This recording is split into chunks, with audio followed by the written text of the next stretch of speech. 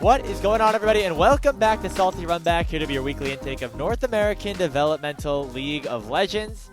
A big week has wrapped up in the NA space. The NACL just wrapped up their regular season. The CLOL National Championship bracket has been whittled down to its top 2 teams heading over to Raleigh, North Carolina, and the open qualifier for the NACL is starting this weekend. I know we haven't necessarily talked about it as much, but that is coming up a lot sooner than we expected, as this weekend 64 more teams are going to battle for 4 spots this time to get into the promotion tournament against our bottom 2 teams from the Challengers League. My name is Grapes, joined alongside Hawk. Hawk, how are you doing today?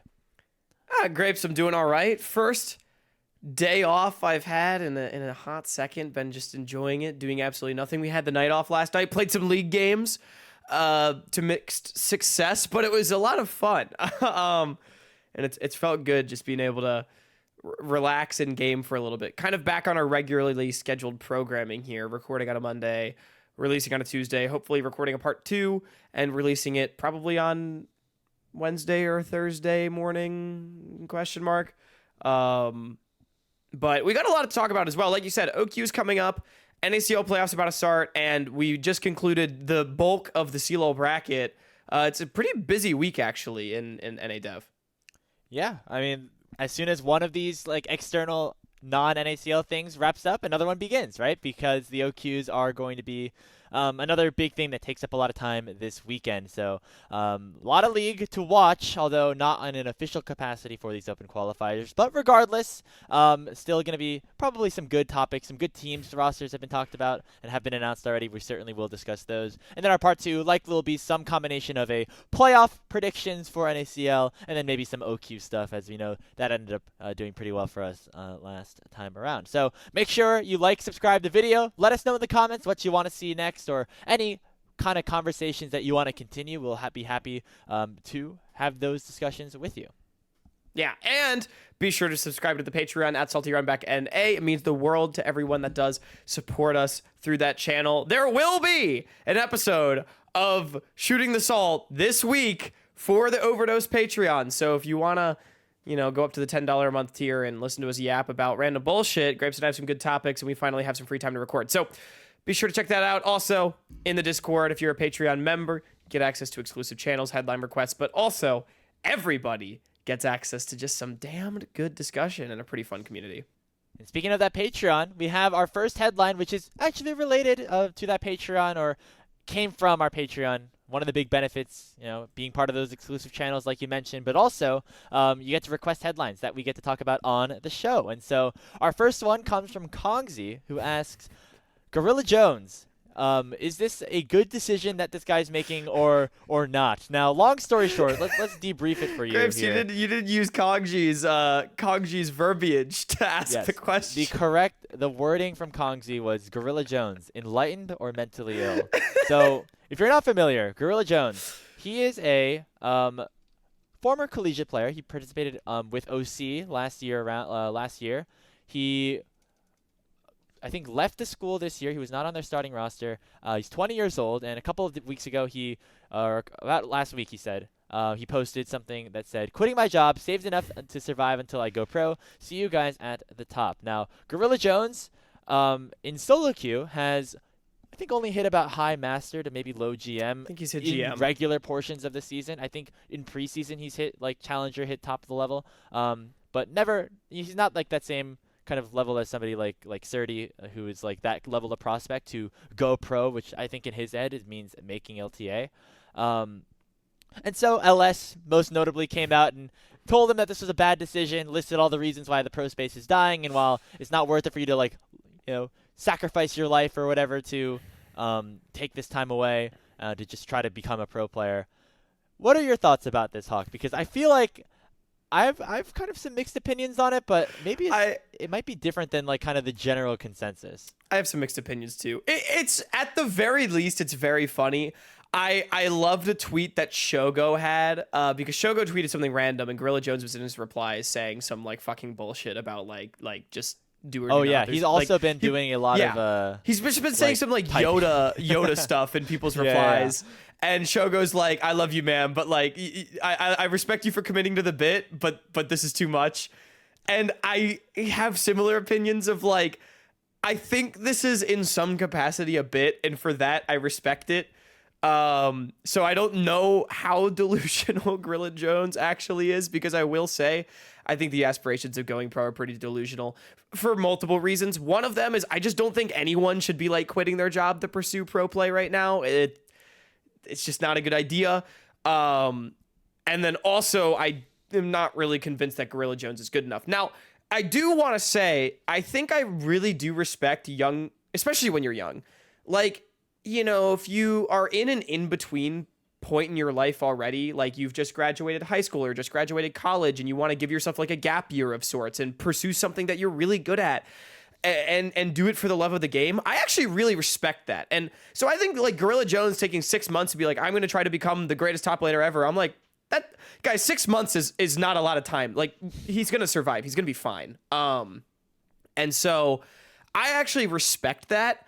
What I will just say is like 6 months is not enough time to go pro in League of Legends. We've seen players that are some of the most hype prospects of all time need to cook for multiple years in the NACL just to get a chance. And even getting to the NACL can be a chore, right? So I don't think 6 months is enough time to go pro. I think Gorillajones overestimates his odds of going pro, and for that reason, maybe a little bit mentally ill.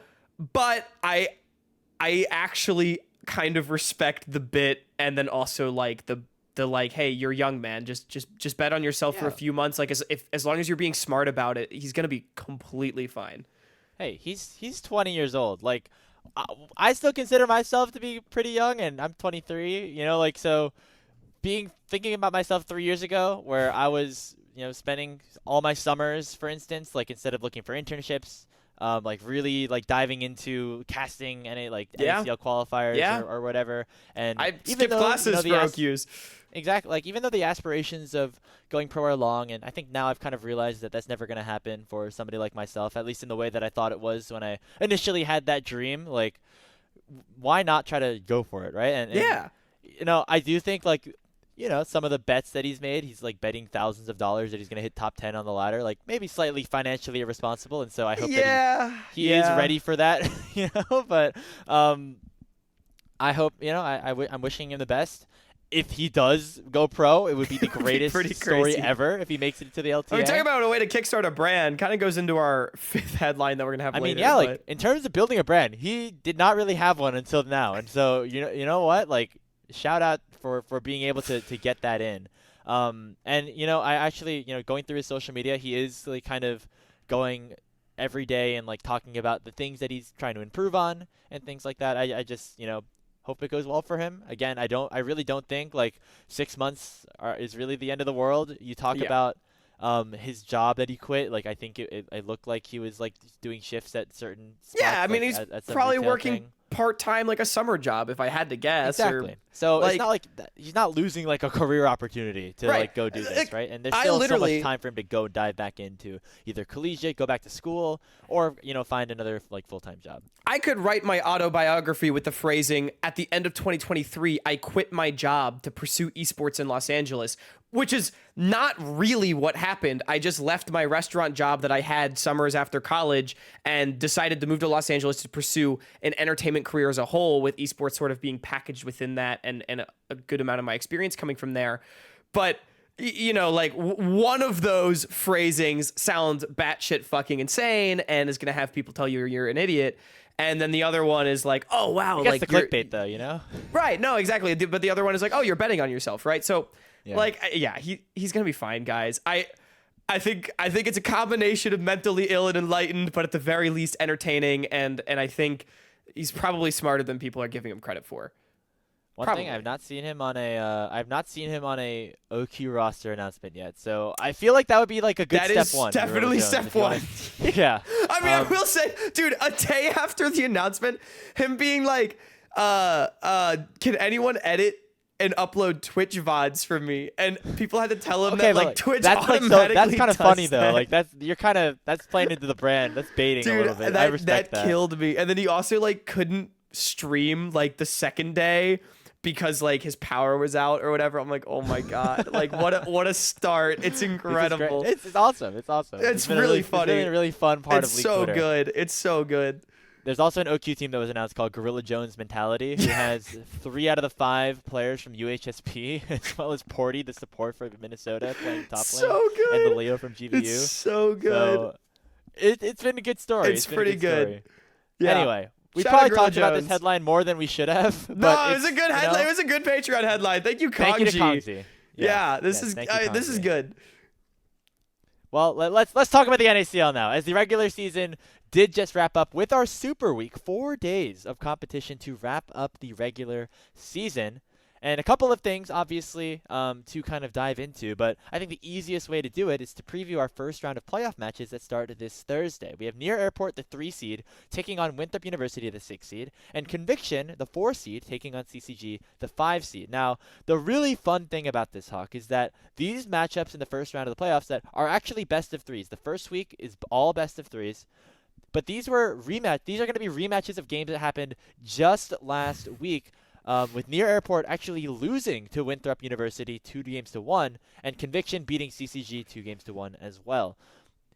Do we think that one, both, or neither of the results from last week are going to hold into the first round of the postseason? It's such a difficult question because, of course, the series were close that these teams played against each other, and one of them was expected to be so. I think immediately, I'm actually going to ask you a counter question, Grapes, off the bat. Do you think Winthrop is in any way favored over Near Airport after their win? Because we also did just see a very admirable weekend from them in CLOL immediately following 3-0ing UST, and also I think a relatively competitive 4-game series against the Ole Miss team that I know they sucked bungus in NACL, but they've played much better in CLOL. So like I don't think it's quite fair to compare that sort of performance. So like, and with Near Airport maybe faltering a little bit, like I think it's probably Near Airport are still favored, but like I don't know. How are we feeling about Winthrop's chances in that series? So if this is the first matchup that we're diving into, I would say that Near Airport are still the favorites. However, I would give it more like a 65-35 in favor of them, whereas before I would have said like 80-20. I think that Winthrop did put up a very solid look overall. Denethor's Camille in game number 3. Mobility had a great series overall, going 10-0 on the Lucian in game number 2. I remember watching that and being like, wow, that must feel so good for Mobility, like kind of taking it to Double Lift and Biofrost on it, like on a pick that like is supposed to dominate kind of in that And early not to really a mid-game. signature of his either, which is cool. Yeah, like he kind of took Double Lift's pocket pick and used it against him, and that must have been a really cool experience. Yeah, I think that Near Airport, I would give the line for them as plus 0.5 in terms of the game score, or minus 0.5 or whatever it is, because I think that the question is like it's going to be like I think it's going to be 2-1 for, like, I would predict Near Airport 2-1 again. I would predict another 3-game series. Because Near Airport do have some questions to answer here, Hawk, because not only did they lose to Winthrop University, they also almost dropped a game to Pulsar at the back end of this. And this is, of course, coming right after, Double Lift and Biofrost kind of being reintegrated within the team. And I think overall, just not looking as strong as they did at the start of the season, especially against teams that they are expected to win against. And I think the big problem in that series against Near Airport was certainly TF Blade. I mean, we could talk about the 0-8 in Italy in Game 3, which obviously was a problem. But even I think in the other games, Denethor kind of got the better of him. Yeah. And Denethor's been having a great couple weeks. He's had a great couple weeks, but that's a problem not just for this matchup against Winthrop, but for Near Airport's chances of winning the league overall. Yeah, my take, we were talking about ice cold takes like last week, right? For episode 100. I said Near Airport's looking like the best team. To be honest with you, none of the 3 top teams, in my opinion, look that good. I think Luminosity at their best looks maybe the best, other than like Dark Zero fucking raffle stomping people. But like, they don't always. They have some bad early games that kind of let things get away from them. Oh man, because the other thing is I want to deep dive a little bit, because I generally agree with you on everything you said for Near Airport and Winthrop. And then looking at the other side of the coin, Conviction against CCG, I know a bit ago we said that CCG is the really obvious 4 seed, Conviction's probably 5. Surprise, they end up switching. Congratulations to Conviction for finding that win. I mean, it literally was just against each other, a match against each other for 4th versus 5th. Conviction also took a game off of Luminosity last week. So Right. they are it's cool to see a situation where kind of all the top 3 teams where we originally thought they were like nearly infallible are dropping games, are looking more vulnerable going into the postseason. Yeah, completely agree.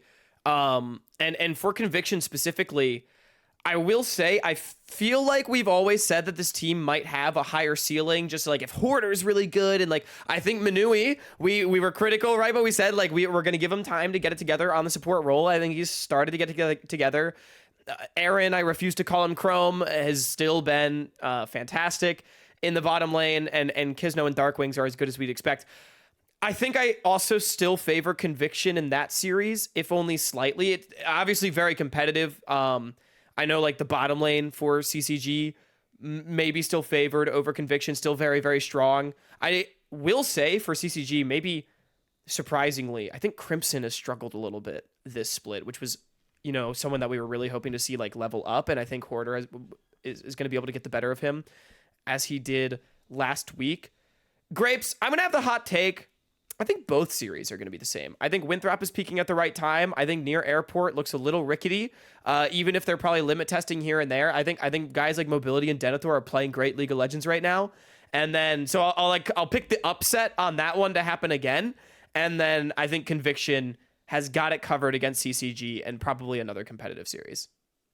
Yeah, that series against Conviction, the Conviction CCG series was very close.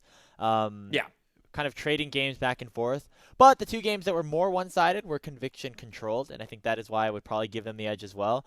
I agree with your point on the top laners. I think, honestly, taking a full step back, like, who had the better split, Hoarder or Crimson? I think you could definitely make an argument towards Hoarder. I think he's going to sneak his way into a lot of those, MVP discussions, even though, or not MVP, Rookie of the Year, Rookie of the Split discussions, I should say. Yeah, I mean, I put a Salt Street bet on Aljun, so don't let him sneak too hard, but, you know. Yeah, because, I mean, Aljun's been great, obviously, but honestly, like, for consistent performance throughout the split, I think you could definitely give some love to Hoarder. He was somebody who we were hoping could, like, really lock in because he was a big X factor for this team's success, and guess what? His team has succeeded, and Conviction only losing series to the big 3. By the way, they have not dropped any other series against any other team. They've been great in the league. I mean, I think it's fair to say I think Kisno's been playing really good too.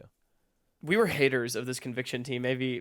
I mean, they've leveled up to like the point where they need to. Because I'll also say I think they've gotten better over the course of the split, and I think they were helped a little bit by like, the order of their schedule, helping them not drop games to stronger teams earlier on. But still, I mean, they've played really well, and I don't want to take away from the fact that they've earned this 4th seed in playoffs. And just the last thing on the Hoarder point, Grapes, and then I'll let you answer the actual headline is, we sort of asked the question, could there be a third top laner that rises up to contest Fake God and Zamudo? I think it's a resounding no. And to be honest with you, Zamudo is just sort of looking like he's way above everybody else. But I think Hoarder is one of the people that's taken steps to the split. I fear I have not seen the same from Crimson. I'm hoping he's able to turn things around in the playoffs. Yeah, sophomore slump is kind of a term that exists around all of traditional sports, any sports, because it does happen to a lot of people. And hopefully that means that there's more opportunities for him to come back and look better as the rest of the years go on. I will take Conviction, and I will take the Airport. I think it's boring. Okay. I'm going to go the boring route this time, but I think that the higher seeded teams just are going to be favored this time around. Just barely, though.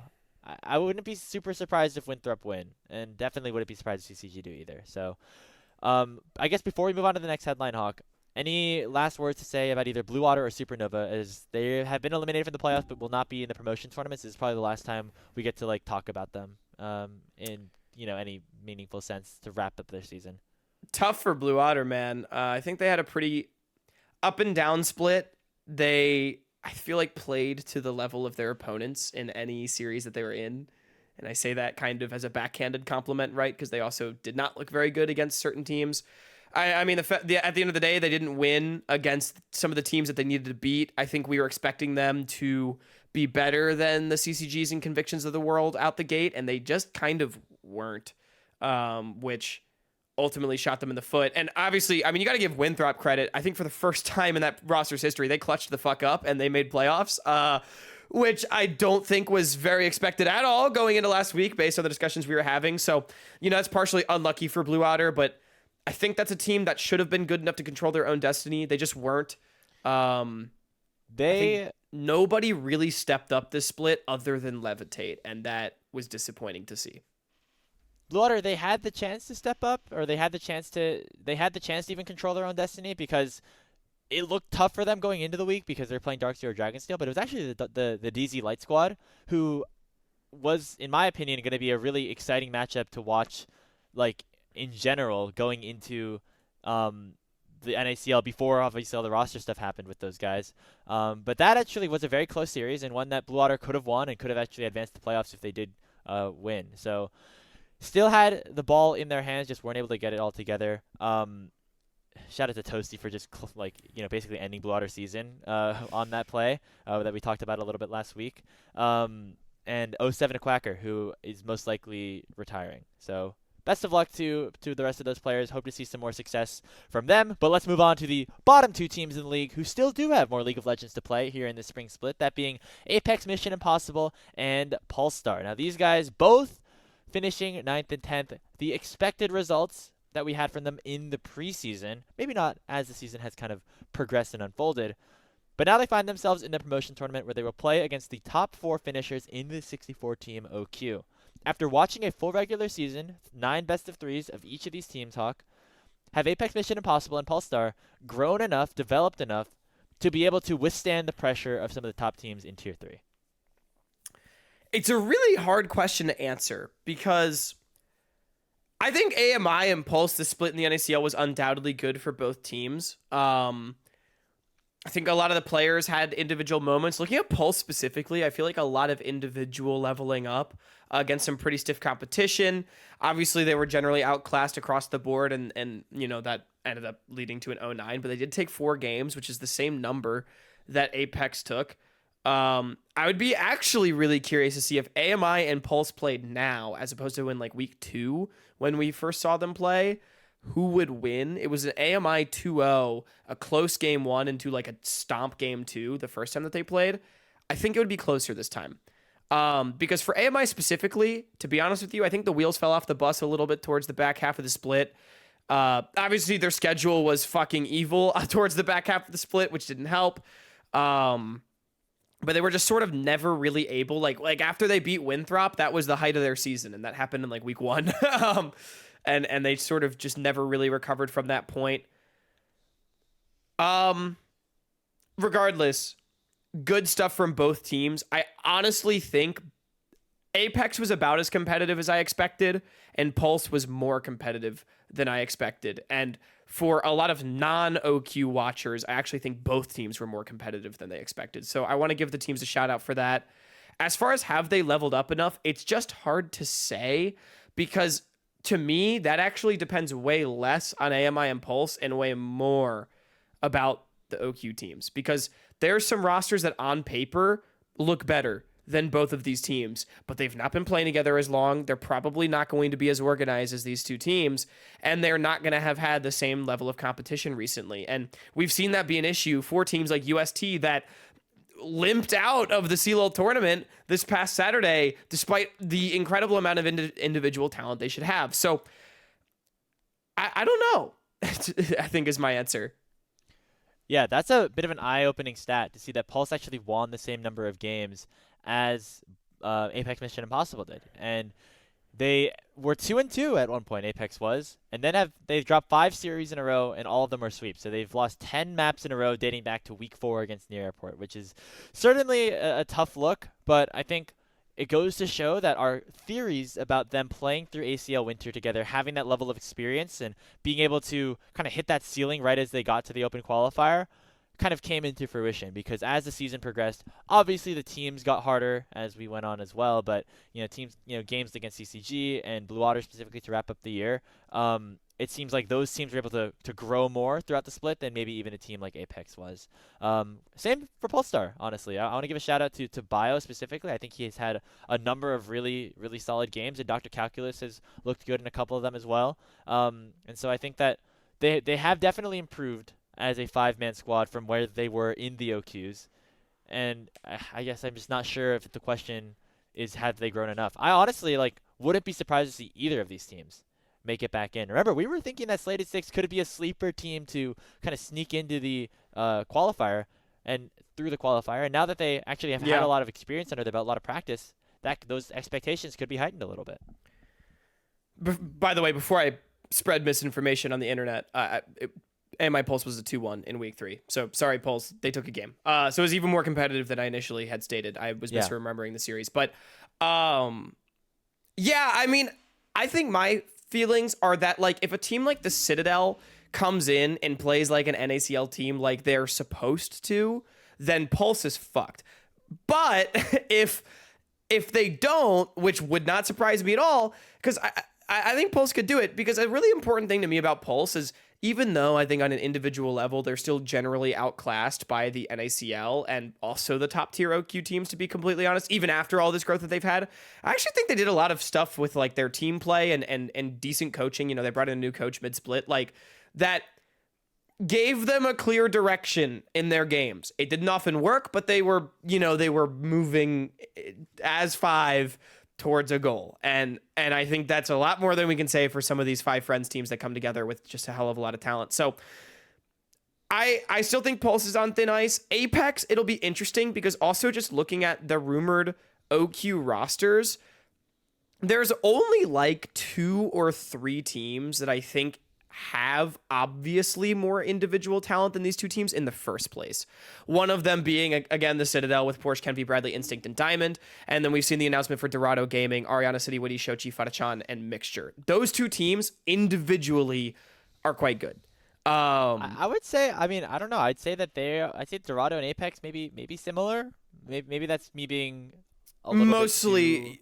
I think they're in the same ballpark, but I mean, Grapes, if we saw these rosters in 2024 summer, we would have said that Dorado is stacked up. Although I guess we had no idea who Fatachan and Ariana were. Yeah. I don't know. I think that we've also seen more stuff out of Apex this split that maybe gives us reasoning to value some of their players a little bit higher than we did a split ago. So, I mean, again, Apex has good players. I just mean, to me, I'd say maybe there's one team that's better. The point that I'm making is I don't think there are many teams that are just gonna be wow, they're so much better than Apex and Pulse on paper. Because to be honest with you, this OQ, the roster announcements that we've seen, I'm not particularly inspired. So the point being that AMI and Pulse, all the time that they spent playing together and finding their skills, could definitely be enough, because you just got to be top 4, right? Well, no, sorry, no, you need to be top 2, but top 2. Still, it's very possible. Well, that leads us actually really nicely into our next headline. So let's get into that right now.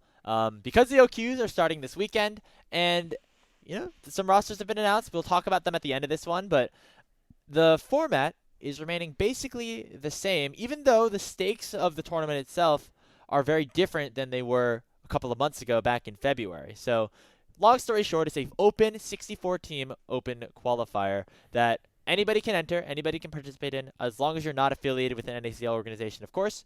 And you play through this event, and the top 4 teams instead of the top 3 get a spot in the promotion tournament, which is not just an automatic bid into the NACL like it was last time around. I think with that being said, because there was just another OQ that happened a couple of months ago, because there's not a fully guaranteed roster spot on the line or NACL spot on the line, the teams overall so far haven't been necessarily as exciting as maybe we originally were hoping or what they were looking like last time. It's looking very much more similar to a traditional OQ that we saw back in 2023 and 2024, which makes us think about what those old OQ formats were like and how, maybe they could have been better suited for a situation like this where you're trying to qualify teams for a promotion tournament. So I guess long story short, Hawk, is there any benefit to this specific open bracket versus the traditional Tier 3 splits of the past, Or in general, like, would you have liked to see things look different this time around, knowing that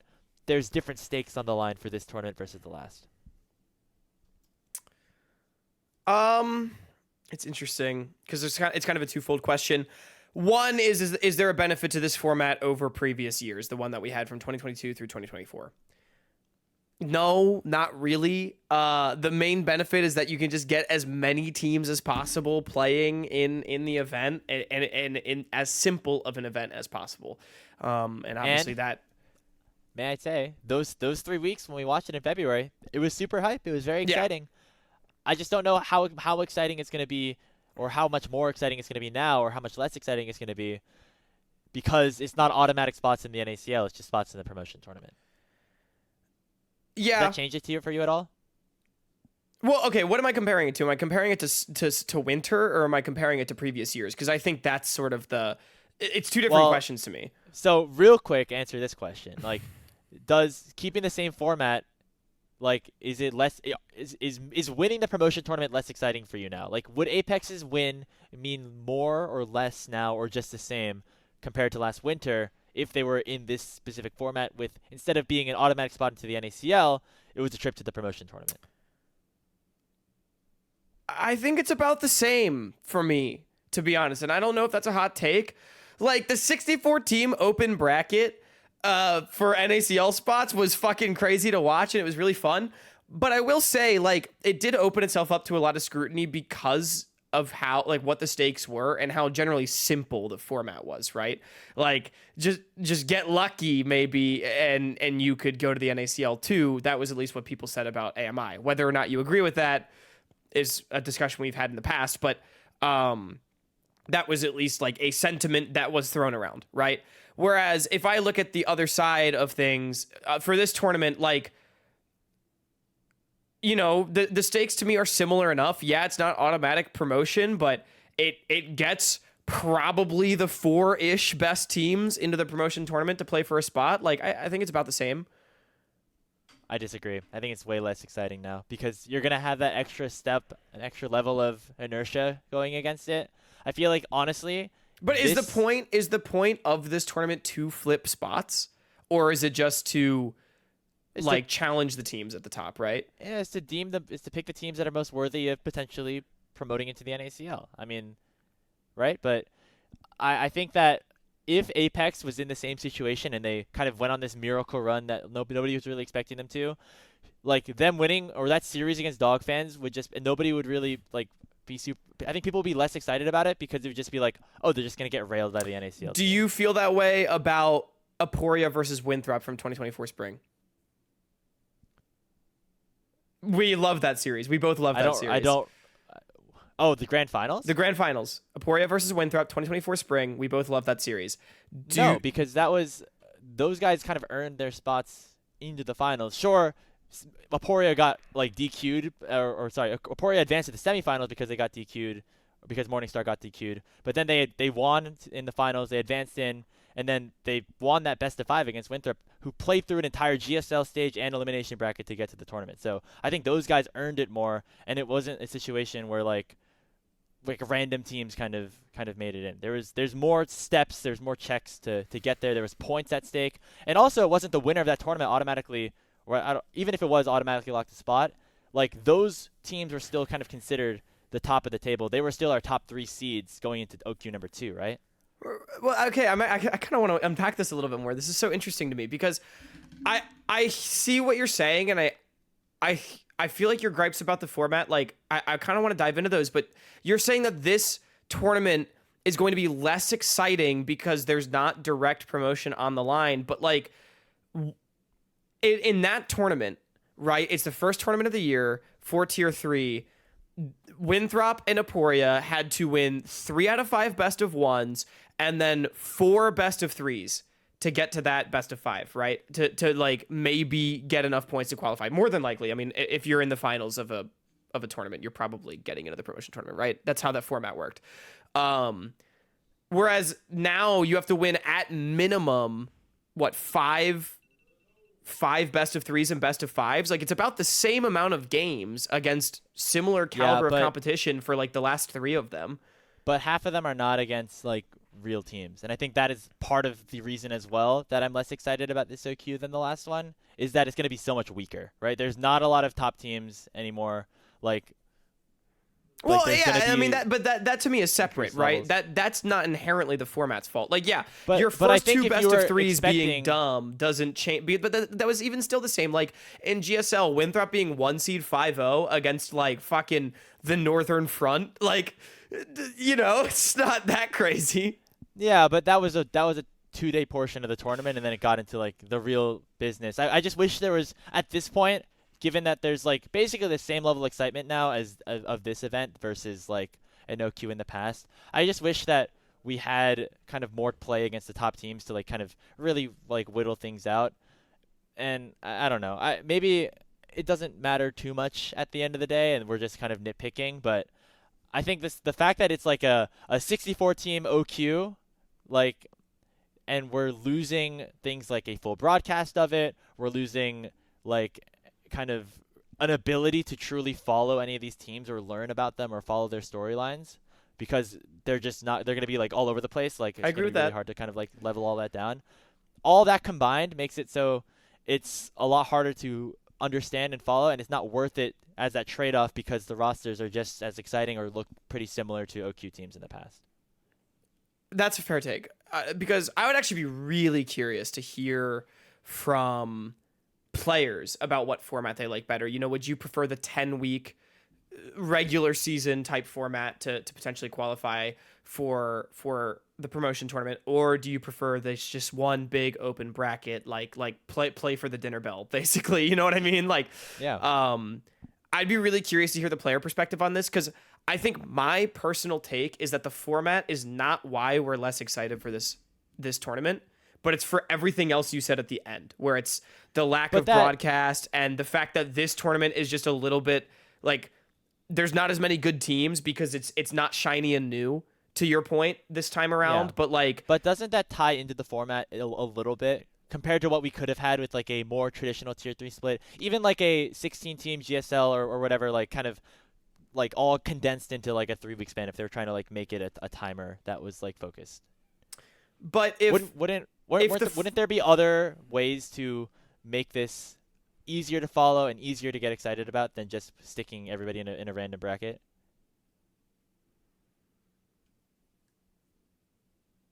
I don't know, to be honest. I see what you're saying. You want to see more competition between top teams. Yes. But I just like I think if we're talking about like the quality of the teams themselves, like the stakes would always be the same. We'd always be playing for a spot in promotion tournament, not for a spot in NACL, and we'd always have less good teams than we had in winter. Winter was always going to have the most insane teams because like NACL spot on the line, right? Like we knew that was going to bring goblins out of the woodwork, and now they're gone, and that is There's no friendly fellas right. this time. That's something we always could have expected, and so like I don't know if the 64 team bracket is that much worse than like some extended format, because I loved the tier 3 format before, for the most part.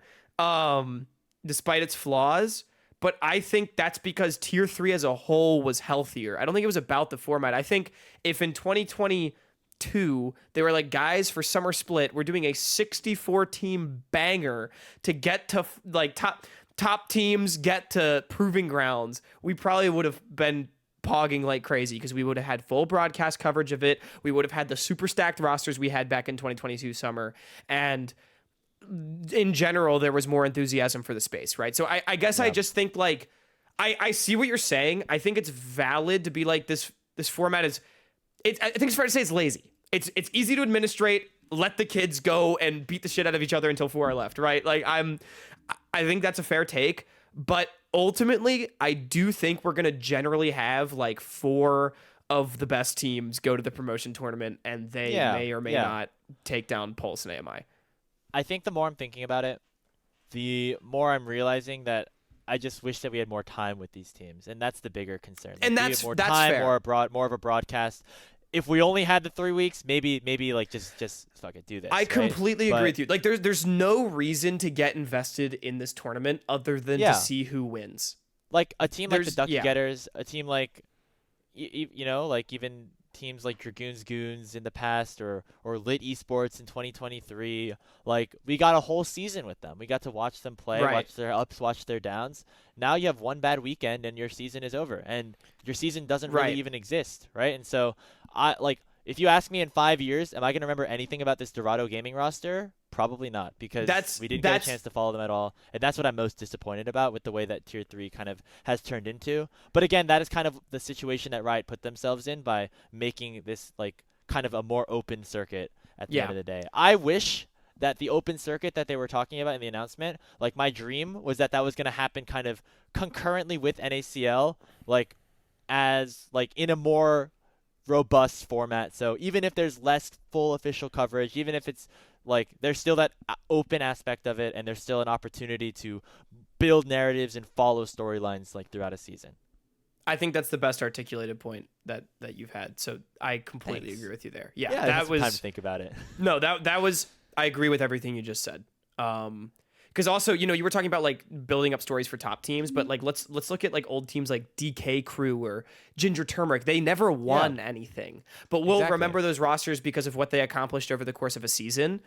And they neither of those teams would have qualified for promotion tournament had one existed at that time, Do you remember the right? full roster of Dorado Gaming White, a team that made top 12 but had like a really fun run that nobody was expecting? Right. Do you remember their roster?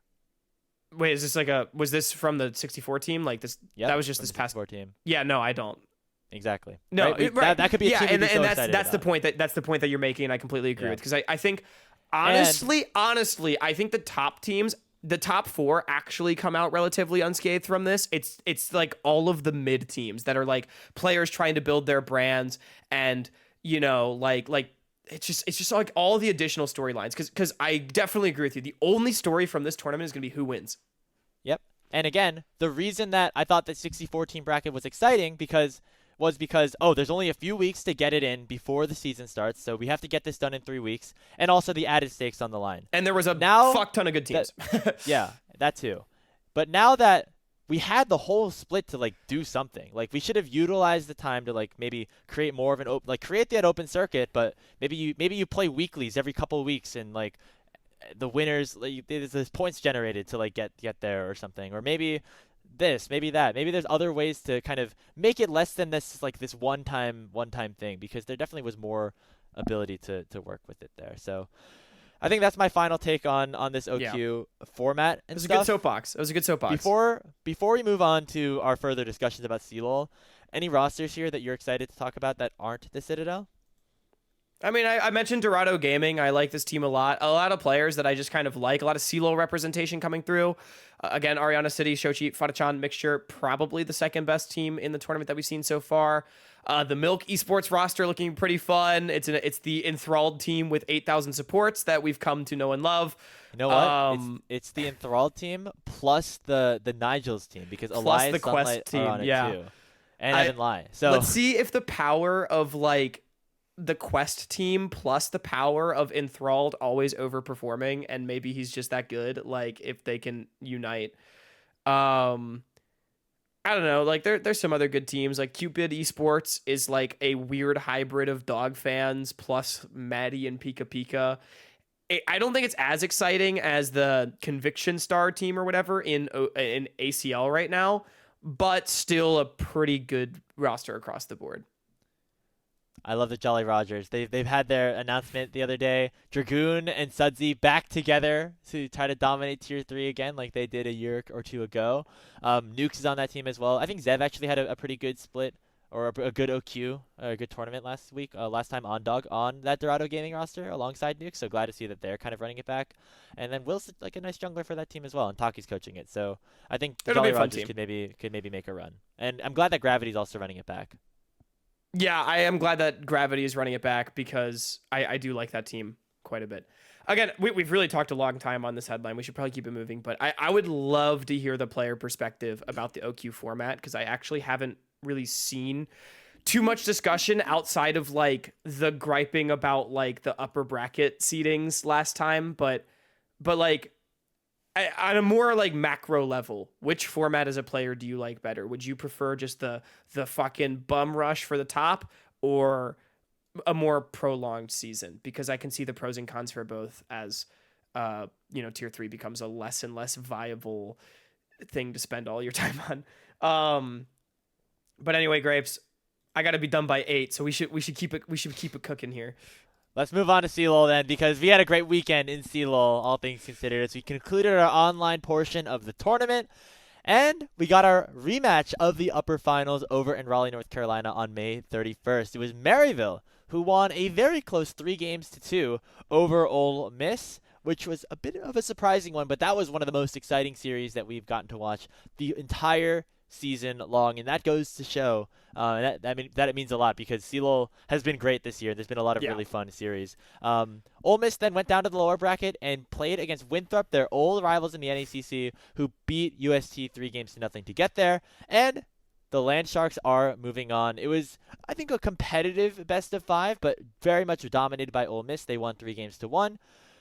Overall, now that we are setting up ourselves for this finals rematch, after seeing Ole Miss both against Maryville and in the lower bracket, would you call the performance from MU an underperformance, or would you say that Ole Miss actually overperformed from what we're expecting once we get into Raleigh?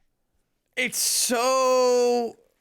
I'm going to say my trademark that I've been saying after you ask me every headline. It's so interesting because I think it depends on how you define overperformance, because Ole Miss is undoubtedly, for the past 3 weeks or so, ever since they played ISU, they've been peaking in CLOL.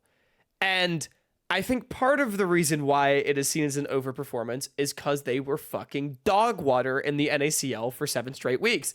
So from that perspective, they have overperformed, because they should never be competitive against these other teams that, especially Winthrop and Maryville, that have been competitive in the NACL, right? Both of them are in the playoffs.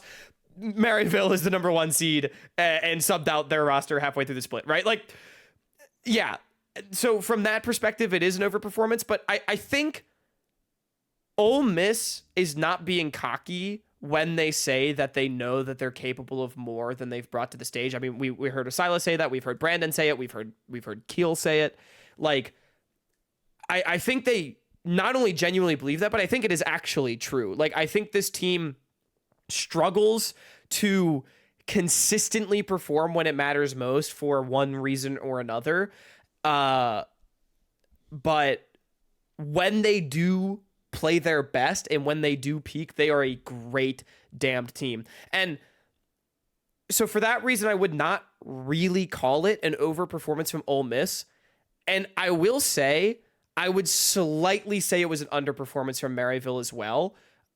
Just in the sense of, I think Shimmer definitely showed the cracks in his game, slotting into the Maryville roster in that much of a high pressure situation. He made some pretty colossal mistakes that led to a couple of defeats. But I mean, it wasn't just him, right? Zamudo did not have a good game 1 and 3, game 3 in particular. They were completely winning, and Zamudo threw it all away. It happens, right? Even the best players can't be the best all the time. But I do think Maryville showed some of their cracks, but I'm going to be honest, Grapes, I'm going to just glaze myself and say, I think this just goes to show that when I said Ole Miss is closer to Maryville than anybody else, I think that's because it might just be true. I think these teams are closer to each other when they're playing at their best than people wanted to admit, especially now that Shimmer's back in the roster. Yeah, you asked that question when Yuji was still on the team. I'm going to give you. But they didn't play each other. Back a little bit they didn't play each other, so you cannot prove me right or wrong. It was 2-0. That was not in CLOL, so I don't count it, actually. That's crazy. I'm bringing back that argument. I think the loss of Yuji is going to hurt a little bit more than we originally thought, both in the NACL and in CLOL. Not to say that I don't think that is what we're expecting to see every time Shimmer takes to the Rift, but he had a rough time. He had a rough series overall. Game 5 was won basically solely by Zamudo being the best Gangplank player that we have on the server.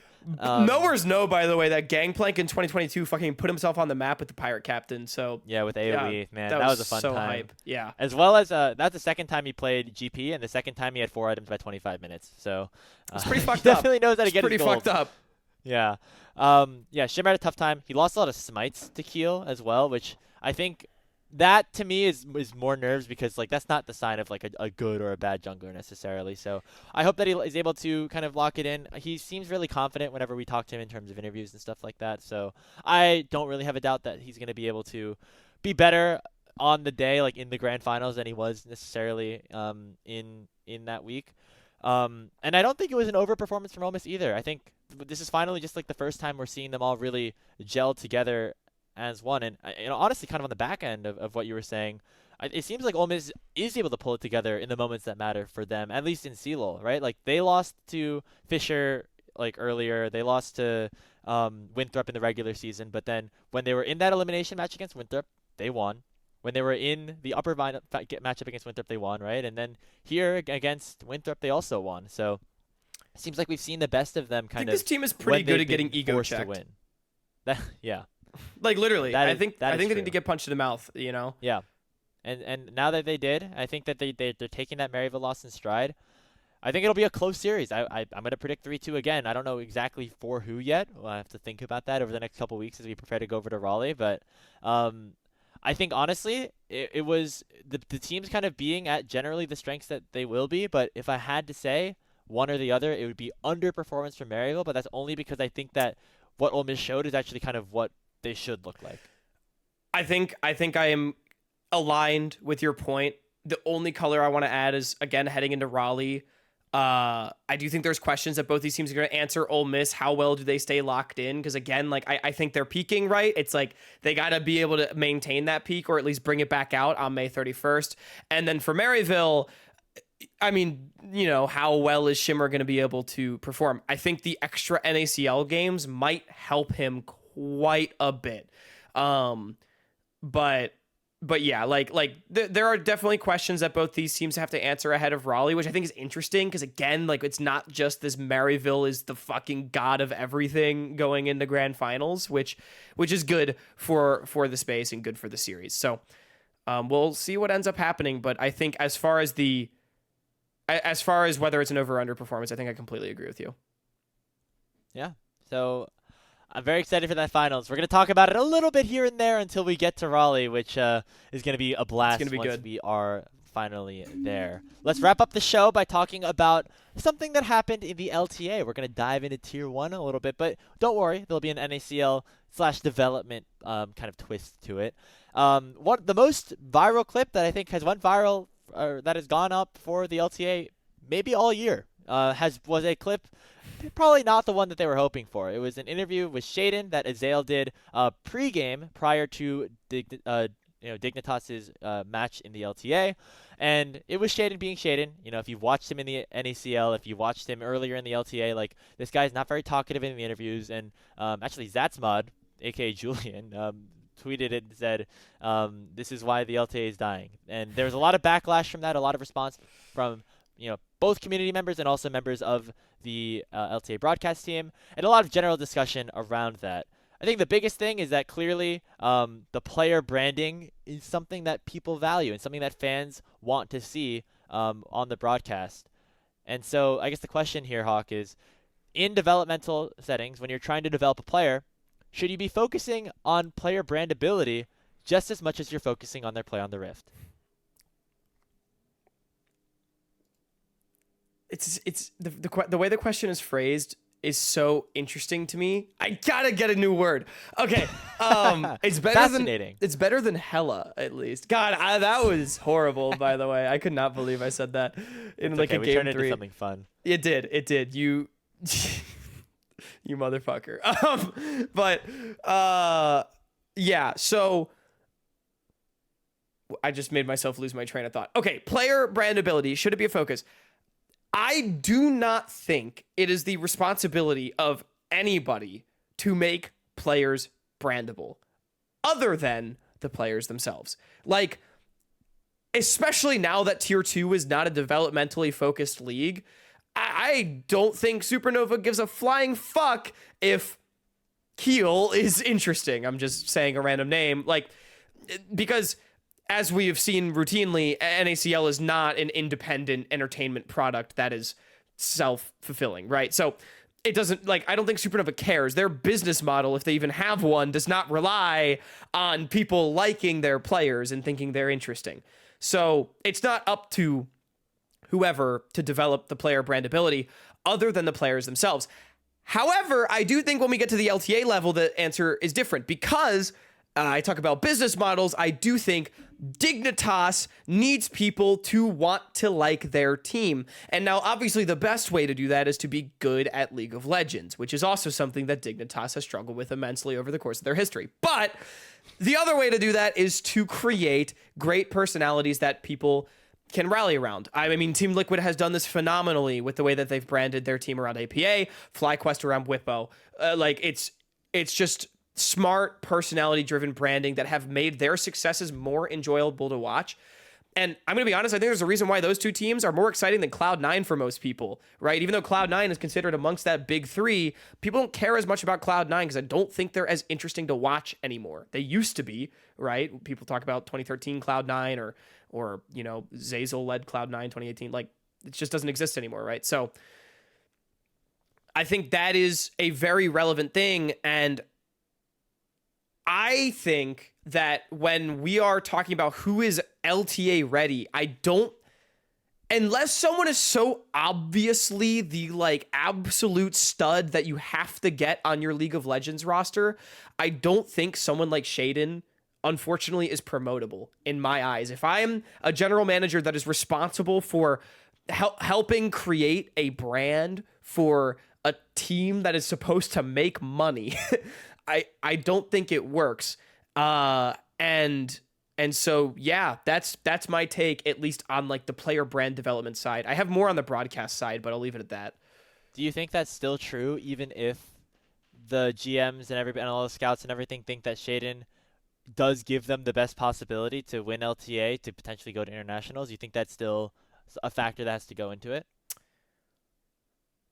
It's really hard because it depends by how much, right? Like, if Sheiden was Masu, I think you could promote him because he's the coming of Jesus Christ in LTA, or Sniper, right? Like, I mean, obviously, Sniper's actually a great counterexample, by the way. He had the brand first and then developed the talent to back it up, and now he's a great LTA player for multiple reasons. And people love to watch 100 Thieves and buy Sniper jerseys because he is on that team. Because to be quite frank, they wouldn't do it nearly as emphatically if it was just River and Quid. But I don't think that's the case for Sheiden. I don't think Sheiden was so obviously better than everybody else. Like, I mean, he was the second or third or maybe even best jungler in the NACL, like, depending on the split. But I don't think he was so obviously better than everybody else that, like, it justifies getting someone that just seemingly does not want to market themselves in any sort of engaging way. Because also, to talk about Masu for a second, he wasn't some great brand and personality. You don't have to be when you come up, but Masu has been willing to lean more into it. And I think he's done a great job of coming into his own as a pro player. He's been tweeting more. He's been more active within the community. He's got an aesthetic that honestly fucking slaps and nobody else in the LTA has right now. Yeah, and so he was willing to kind of take up that mantle, and you at least need that. Oh man, I know that I said a lot. There's a lot to unpack there. You brought up a lot of really good points. First, on the Sheiden note specifically, I think that him coming to Dignitas was, I think him being on that team, like I don't think his personality should be the reason that he shouldn't be on that team, right? I think that he was a good League of Legends. He's a very good League of Legends player. We've seen it in the LTA or the LCS at the time when he was on EG. And then we saw it again in the NACL. And also he had synergy with Surdy, which is, I think, another reason why he ended up coming to that team. Which is all valid and true. Yeah. Here's the other thing, though. Like, Sheiden has, like, one of the biggest streams of any LTA player around. And, you know, he talks in those, he banters in those, maybe a little bit too much, as obviously he had a little oopsie that he had to apologize for before he eventually started. Word on the street is he's had more than one oopsie, but yeah, multiple oopsies potentially. But yeah, there's a little bit of a, like, that should be something that should be marketable, and sure, like, some of his fans on stream that will come in and watch him there, but Yeah, I don't think that interview is what's killing the LTA. I think that's a much I agree bigger with that. conversation that Yeah. we're going to dive into. So, um, do I think develop the brand building should be important, or being personable, or being a personality on the broadcast, or on in the league should be important? Yes, but also like there's so many players that like just aren't that, and that's okay as long as the league has its stars and has, you know, people that are willing to take that mantle up. Like, I think it's fine, right? Nobody nobody knows anything about Keon Johnson in the NBA. He's like, no offense to Keon Johnson, but he's like on the Nets. He averages like 10 points a game. He's like a random role player, and he doesn't really have much of a brand. But the NBA is still one of the most popular leagues in the world. Like, you can survive while playing around your stars, like LeBron, like Kevin Durant, like Luka, like etc. And similarly, I think the LTA is going to be able to do similar things with their stars. And so I think that, you know, you don't not everybody has to kind of be that. And so Yeah. that I don't think that it's too big of a concern. Right. I mean, a lot of my arguments were definitely like more team side, because I agree with basically everything you said, actually. Like, should Sheiden's lack of branding or ability to brand himself, at least on the broadcast, like, should it disqualify him? Like, again, it's a weird gray area. It just kind of, I think, depends on, like, as the GM of a team, like, what do I think gives me the best chance of, you know, keeping my job and making my investors money, right? I mean, that's the really contrived way of looking at it, but like, it's true. However, from the actual LTA side, I definitely do think that like this interview is why the LTA is dying knee-jerk reaction was a little well, it was a knee-jerk reaction. And a little goofy, but I mean, hey, interactions go right? I think if I'm being honest, it was probably a shit post that Julian I think didn't so think too. was going to get a million views. You know? I think so Like, too.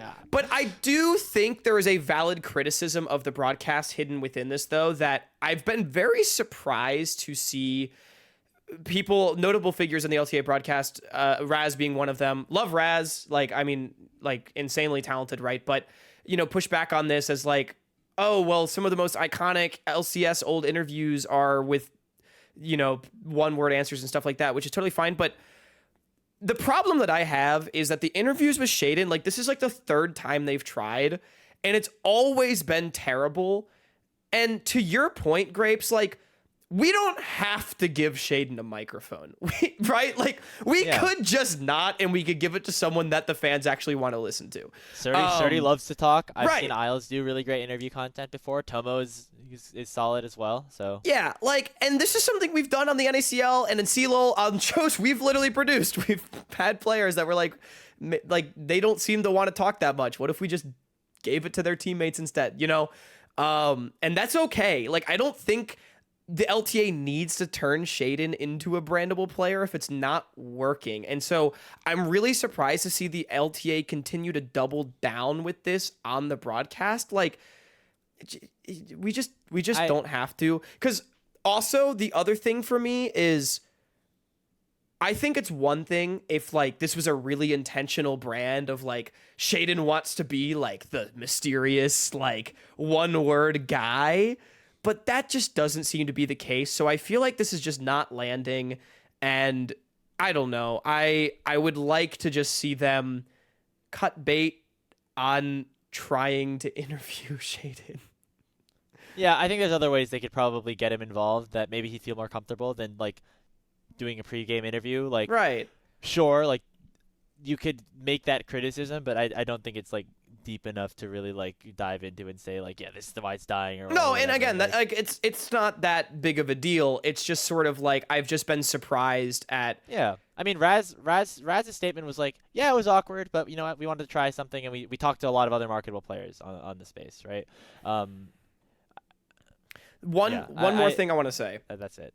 One more thing I want to say, though, is that I do think the more we can not have the perception of esports be that it's for weird nerds and that all the players are weird nerds. Spoiler alert, a lot of them are. It's not just Sheiden, guys. There's a lot of weird nerds that are esports professionals.